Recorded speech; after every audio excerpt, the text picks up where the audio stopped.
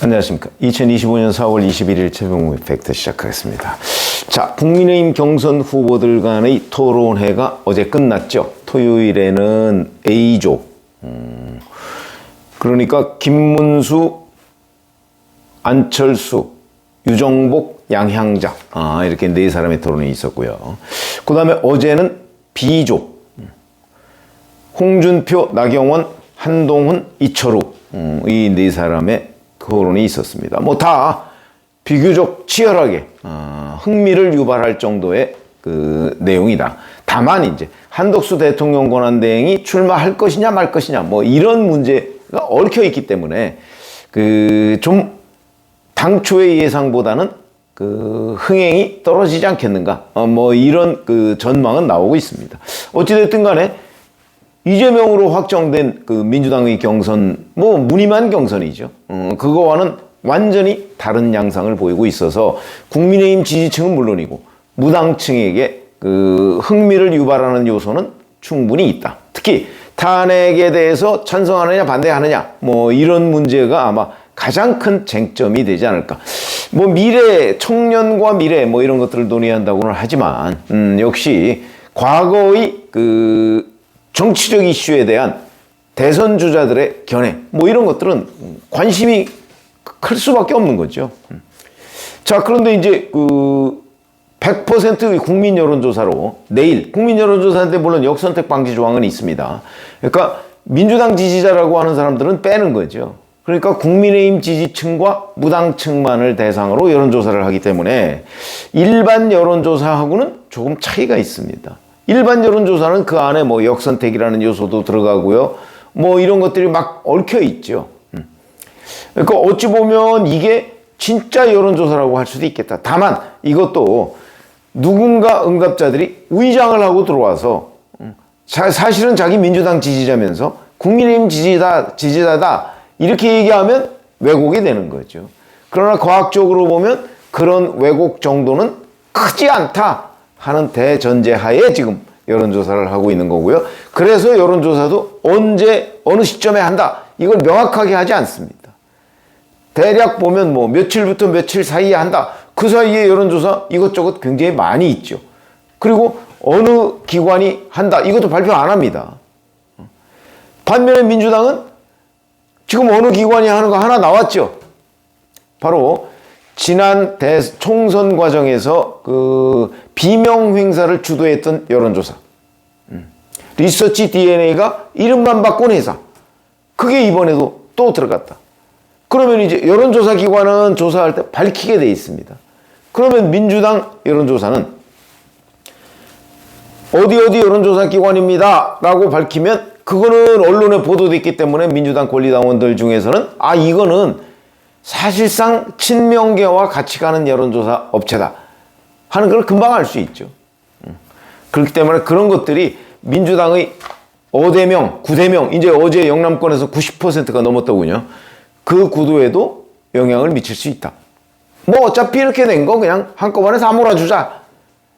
뭐 그런 기류도 민주당 지지층 간에는 나올 수가 있을 것이다 이렇게 보고요. 자, 근데 이제 국민의힘 예비 후보에 대한 각종 여론조사를 종합해 보면 내일 사실 발표합니다. 내일이 22일이죠.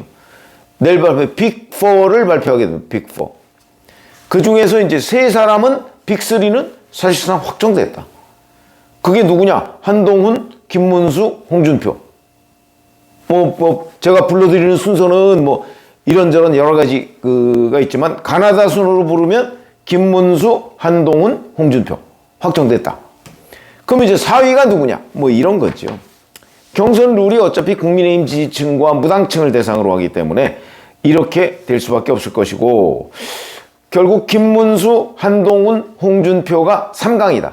어제 발표된 여론조사 KSOI라고 있죠. 한국여론사회연구소인가요? 뭐 거기가 조사한 걸 보니까 전부 다 뭐 21.1, 뭐 20.1, 뭐 20.0, 뭐 어쩌고 이런 식으로 거기서는 한동훈 후보가 1위, 말이 1위지 그냥 다 오차범위 내로 혼전입니다. 혼전. 그래도 흐름상으로 보면 물론 다 똑같이 비교할 수는 없습니다. 여론조사라는 게. 여론조사의 신뢰성도 있고, 더군다나 이건 ARS이기 때문에 뭐 면접조사 또 다르고, 그래서 전날 토요일에 발표된 걸 보면 김문수 후보가 이제 형식상으로 1위인데 다 오차범위. 어제 KSOI의 발표를 보면 한동훈 후보가 형식상 1위지만 다 오차범위. 뭐 이런 식으로 이제 여론조사 결과가 계속 나옵니다. 이 세 사람은 20% 약간 상회하는 수준에서 혼전. 이렇게 되고 이제 나머지 사람들은 10%가 좀 안 되는 상황. 그러니까 여론조사가 아무리 틀린다고 할지라도 빅3는 확정이 된 것으로 보인다. 똑같은 여론조사 방식으로 하니까. 뭐 이런 거고요. 자, 그럼 이게 왜 이럴까? 그거는 국민의힘 지지층과 무당층이 지금 국민의힘 경선 후보에 대한 지지 여부를 밝히는 가장 큰 기준은 아마 윤석열 전 대통령에 대한 탄핵 찬반일 겁니다. 그럼 일반 국민 여론조사에서 탄핵 찬성이 대략 60% 정도 되고요. 반대가 40% 정도 됩니다. 여기에서 민주당 지지층을 빼면 아마 일반 국민 탄핵 찬성이 민주당 지지층을 빼고서도 탄핵 찬성이 대략 뭐 한 40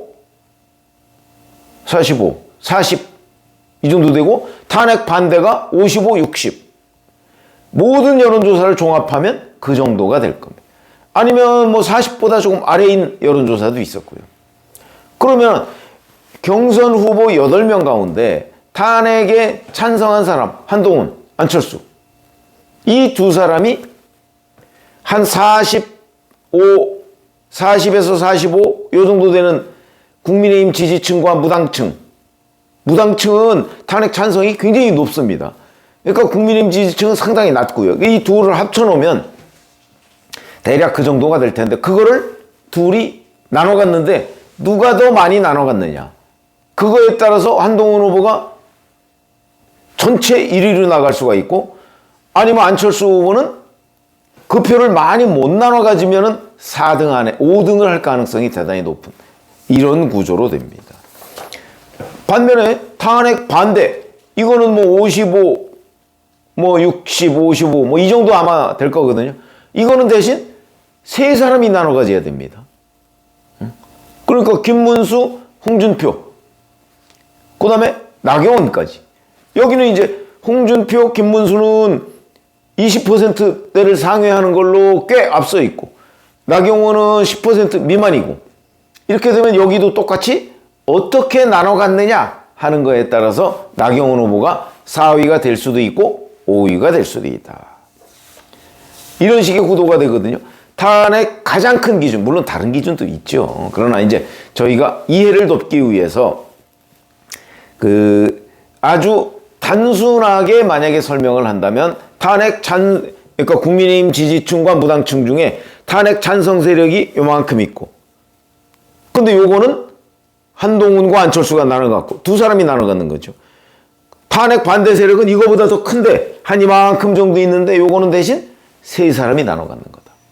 근데 세 사람 중에 빅2가 많이 가져가면 나경원 후보는 가져갈 게 별로 남아있지 않겠죠. 그래서 5위로 밀릴 것이고, 빅2가 적게 가져가면 나경원 후보가 4위가 될 것이다.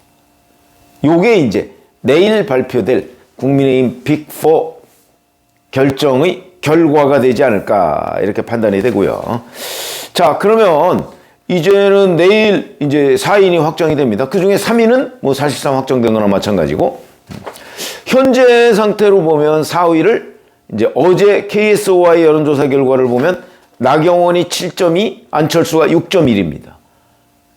1.1%포인트. 그야말로 오차범위 내에서도 아주 좁혀져 있는 단계다. 그러니까 이거는 아까 말씀드렸듯이 내일 이후에 하는 여론조사. 아니죠. 지금 진행 중이겠죠. 진행 중이거나 이미 끝났거나 내일 발표되니까. 이 상태에서 누가 조금이나마 탄핵 찬성 세력, 탄핵 반대 세력에 자기 몫을 더 가져가느냐에 따라서 4위가 결정이 된다. 저는 사실은 뭐 안철수 의원이 더 유리하지 않을까 이렇게 판단을 했는데, 글쎄 그건 한번 두고 보시죠. 왜냐하면 안철수 의원이 일반 국민 여론조사에서는 나경원 의원을 항상 앞서 왔습니다. 근데 민주당 지지자들을 뺀다고 해서 이게 역전이 될까? 조금 의문이긴 한데 여하튼 그거는 최종적으로 봐야 된다. 이런 거고요. 어제 그 이른바 죽음이조에서 토론을 했는데 어제는 이제 홍준표 후보는 이재명 정권이냐 홍준표 정권이냐 완전히 본선을 겨냥한 그런 캠페인을 벌였고요. 그러면서 특별히 특정 후보에 대한 특정 경선 후보에 대한 사실은 본인이 그동안 해온 말들을 종합해보면 한동훈 후보를 직접적으로 공격하면서 난타전이 벌어졌어야 되는데 그 정도까지는 아니었다. 어느 정도의 공격은 있었지만 이런 거고요. 한동훈 후보는 명확하게 계엄 찬성이냐 반대냐. 이 얘기는 자기가 국민의힘과 무당층에 있는 계엄 찬성 세력을 다 떠안아서 확실하게 1등을 굳히겠다. 이런 전략으로 보이고 나경원, 이철우 후보는 한동훈 전 대표를 겨냥해서 체제전쟁 뭐 이런 얘기를 했습니다. 이거는 국민의힘의 강성 지지층을 겨냥해서 일단 4위 전략, 4위로 올라가자. 뭐 이런 의미로 보이고요. 자, 그래서 이게 이제 결국은 요만큼의 걸 두 사람이 나눠갖고 이만큼의 걸 세 사람이 나눠갔는데 누구 몫이 크냐? 이거에 따라서 결정이 될 것이고요. 그러나 그 경우에도 세 사람은 이미 확정이 됐고 김문수, 한동훈, 홍준표. 나머지 4위를 이제 나경원이냐 안철수냐. 이거는 뭐 예상하기가 사실 어렵습니다. 여론조사를 해봐도 근소한 오차범위 내인데 그걸 뭐 지금 제가 주변에 몇 사람 물어본다고 해서 해결될 문제는 아니고요. 결국은 국민의힘이 맡겨둔 여론조사 기관, 업체 뭐 이런 데에서 결정을 하지 않을까 이렇게 보입니다. 그래서 빅3가 확정됐고 이제 내일부터는 국면이 당심 50, 민심 50 이렇게 바뀌기 때문에 국면이 이제 거의 본선 국면으로 넘어가는 이런 상황이 될 것이고요. 아마 그러면 지금까지 8명이 겨루던 그 경선과는 양상이 꽤 다를 것이다. 이렇게 전망이 되고 내일 이후 이제 빅4가 겨루는 문제하고 거기에 이제 국민의힘 경선에서는 한 가지 변수가 더 있죠. 한덕수 대통령 권한대행 출마할 것이냐 말 것이냐. 어제 파이낸셜 타임스 인터뷰에서는 not yet 아직 결정하지 않았다. 이렇게 돼서 지난 8일 트럼프 대통령의 질문에 대한 답변 고민 중이다 보다는 조금 더 진전된 표현으로 보인다. 그러나 최종적으로는 확정된 건 아닌 것으로 보인다. 이렇게 말씀을 드린 적이 있습니다. 고맙습니다.